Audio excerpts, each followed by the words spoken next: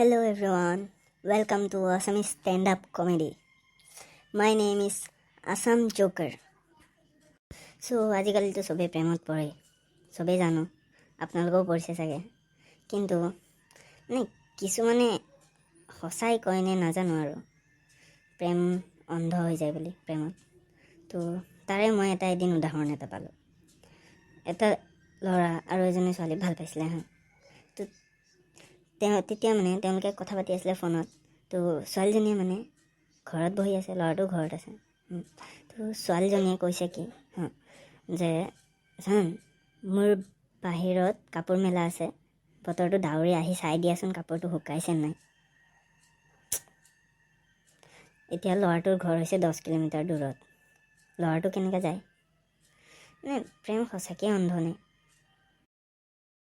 মানে অন্ধ হয় বুলি শুনিছিলোঁ বাট ইমান বেছি অন্ধ হয় বুলি শুনা নাছিলোঁ আৰু দেই বহুতে কয় ছোৱালীবোৰে নিজৰ ঘৰ এৰি কিনে বিয়া হৈ আহে কিন্তু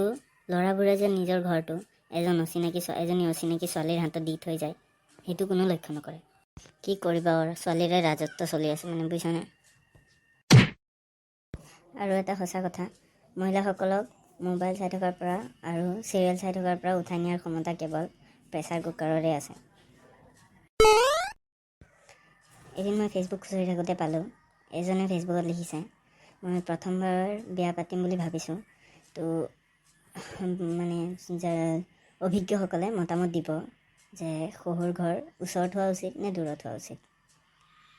তেতিয়া তাৰ কমেণ্টবিলাক মই চালোঁ তাতে এজনে লিখিছে যে বেছি ওচৰৰ পৰা নানিব নহ'লে অলপমান গাত বতাহ লাগিলে শহুৰ ঘৰ পাবগৈ আৰু এজনে লিখিছে ভয় নকৰিব সাহসী হওক প্ৰথমবাৰ ওচৰতে চাওক পিছত ভাল নালাগিলে দূৰত চাব আৰু এজনে লিখিছে অসমীয়াত কথা এষাৰ আছে গৰু আনিব ৰিংটোৰ বাটৰ ছোৱালী আনিব দিনটোৰ বাটৰ মানে ইমান টেলেণ্টেড মানুহবিলাক ক'ৰ পৰা মই ধৰিবই নোৱাৰোঁ